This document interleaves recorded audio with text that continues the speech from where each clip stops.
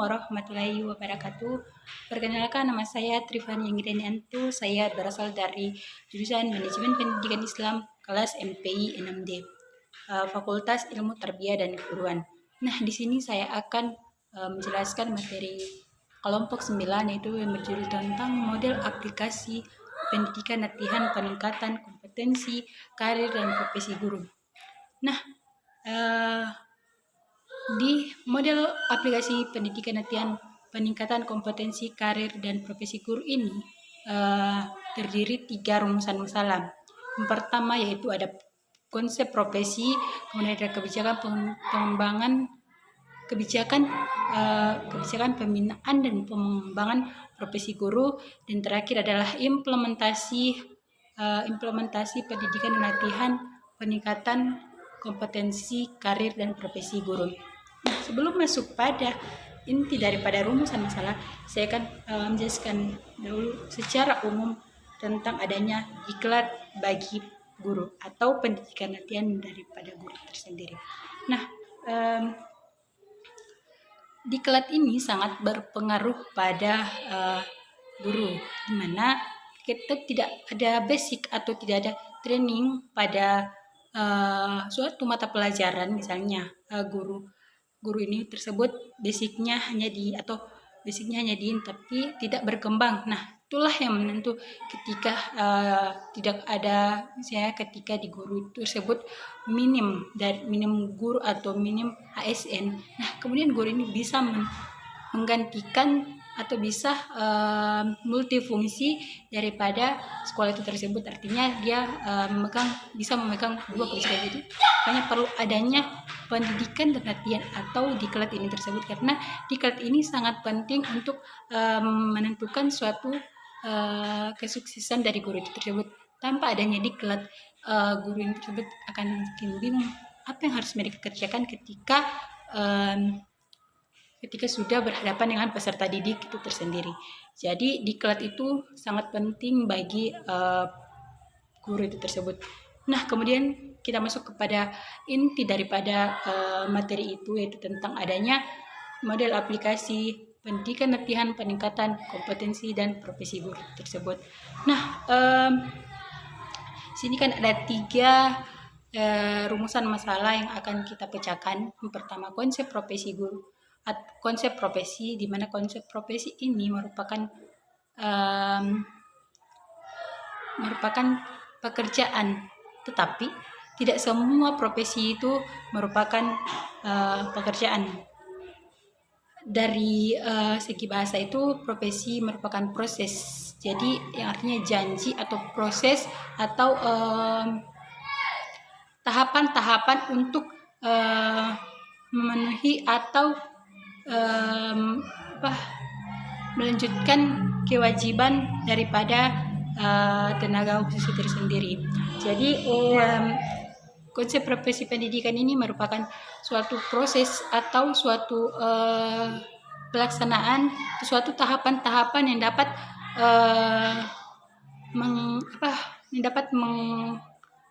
mengajarkan kita atau yang dapat melatih untuk melakukan tenaga khusus itu tersebut. Kemudian ada yang namanya kemudian konsep atau inti daripada rumusan masalah itu tersebut, di mana yaitu konsep profesi pendidikan. Konsep profesi pendidikan terbagi atas 3 konsep. Yaitu pertama, ada registrasi atau melakukan sebuah pendaftaran dari guru itu tersebut atau dari ASN tersebut untuk dapat mewujudkan taraf daripada kehidupan guru itu tersebut atau ASN itu tersebut. Kemudian ada yang namanya sertifikasi. Nah, di sertifikasi ini merupakan pemberian sertifikasi bagi guru atau ASN yang sudah memverifikasi data-datanya untuk kompetensi ataupun untuk keefektifan daripada guru tersebut. Jadi guru tersebut ini tentunya ada semacam simbiosis mutualisme. Jadi dia seperti menjelaskan, kemudian atau dia mengikuti diklat tersebut, kemudian ada sertifikasi yang akan diberikan pada si pengawas atau siapa yang memberikan materi diklat itu tersebut. Nah, kemudian ada yang namanya lisensi atau pengaturan izin wajib, pengaturan seseorang izin wajib terhadap keperluan daripada ASN atau guru ini tersebut. Nah, kemudian ada ciri-ciri daripada profesi. Nah, ciri-ciri daripada profesi ini tentunya menggunakan waktu untuk menjalankan pekerjaannya. Jadi waktu penuh. Jadi profesi ini atau profesional ini dia ketika menjadi tenaga yang profesional, tentunya dia menggunakan hak penuh terhadap pekerja. Kemudian terkait dengan panggilan hidup. Jadi profesi ini merupakan bukan hanya sekedar macam bekerja, tapi dia juga harus terkait oleh panggilan hidup. Artinya dia harus bekerja lebih tetap terhadap yang dikerjakan. Contohnya seperti guru kan tetap. Jadi nanti ada pada saatnya mereka akan menghadapi yang namanya pensiun. Jadi itu yang terkait panggilan hidup. Kemudian ada merupakan anggota organisasi yang formal. Gimana yang formal ini? Artinya secara resmi, anggota organisasi yang secara resmi. Bukan kalau untuk anggota organisasi yang tidak formal itu kan tentunya seperti komunitas kan, itu yang tidak formal.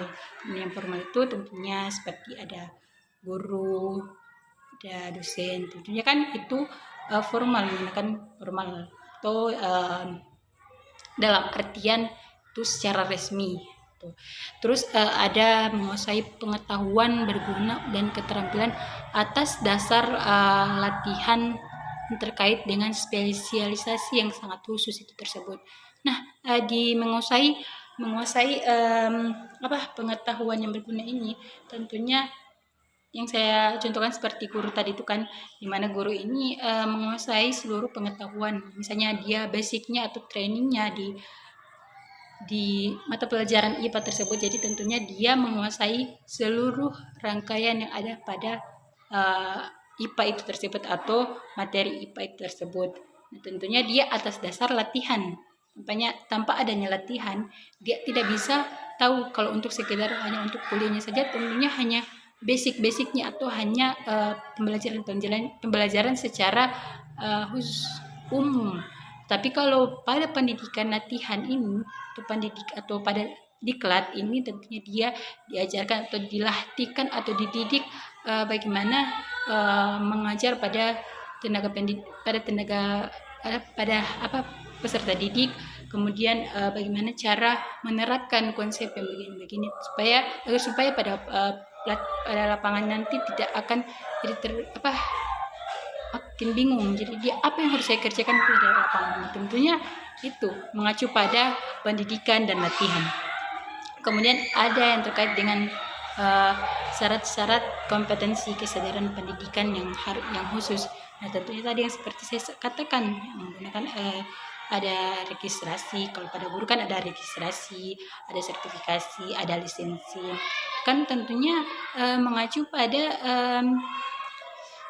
proses dari tahap hidup guru ini tersebut.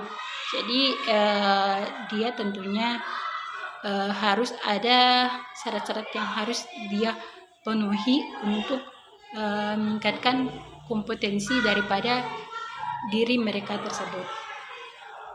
Kemudian di materi kedua atau rumusan masalah yang kedua, yaitu tentang kebijakan pembinaan dan pengembangan profesional. Pendidikan ini merupakan suatu pendidikan yang profesional dengan tugas utama mendidik. Dalam artian bisa dikatakan seperti bisa jadi guru, bisa juga jadi dosen maupun ASN lain. Nah, jadi tahap untuk mewujudkan guru profesional ini kan mengambil contoh yang nyinggung. Jadi saya membahas tentang adanya guru maupun ASN. Nah, tahap untuk mewujudkan profesional daripada guru ini tersebut tentunya menghadirkan guru atau tenaga pendidikan yang berprofesional sebagai sumber daya utama untuk mencerdaskan kehidupan bangsa yang sangat penting. Nah, tahapan-tahapan yang harus kita wujudkan dalam profesional guru itu tersebut yaitu seperti penyediaan guru berbasis tinggi, kemudian adanya induksi guru pemula berbasis sekolah, kemudian adanya profesionalisasi guru berbasis prakasa institusi atau profesionalisasi guru berbasis individu atau guru madani itu tersebut. Nah, tentunya penyediaan guru berbasis perguruan tinggi ini. Nah, di sini bisa diambil contoh dalam dosen. Nah, di sini kan penyediaan guru berbasis perguruan tinggi tentunya dia bisa memikirkan tentang adanya bukan hanya sekedar sekolah itu atau bukan hanya sekedar perguruan tingginya saja, tetapi bukan hanya kebutuhan pribadinya saja, tetapi mementingkan kebutuhan daripada lembaga itu tersebut. Kemudian ada induksi guru pemula berbasis sekolah. Nah, tentunya induksi guru ini seperti induk daripada guru ini atau merupakan suatu cabang daripada guru pemula berbasis sekolah ini tersebut. Tentunya kemudian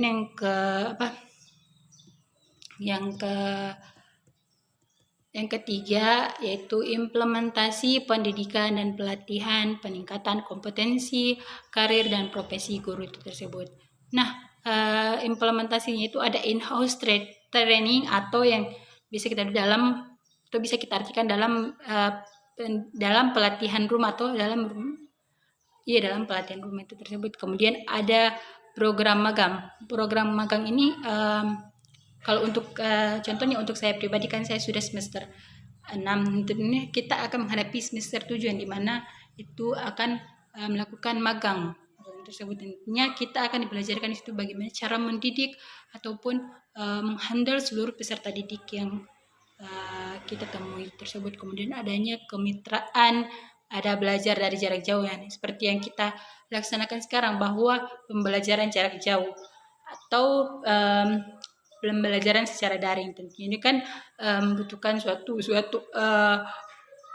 usaha atau suatu kewajiban yang harus kita penuhi dalam kewajiban belajar daring tersebut. Kemudian ada pendidikan dan latihan secara bergagasan, ada pembinaan internal atau pembinaan secara dalam, pembinaan secara khusus, kemudian ada pendidikan layanan. Nah, mungkin hanya itu yang bisa saya sampaikan. Lebih dan kurangnya saya mohon maaf bila ada salah-salah kata. Wassalamualaikum warahmatullahi wabarakatuh.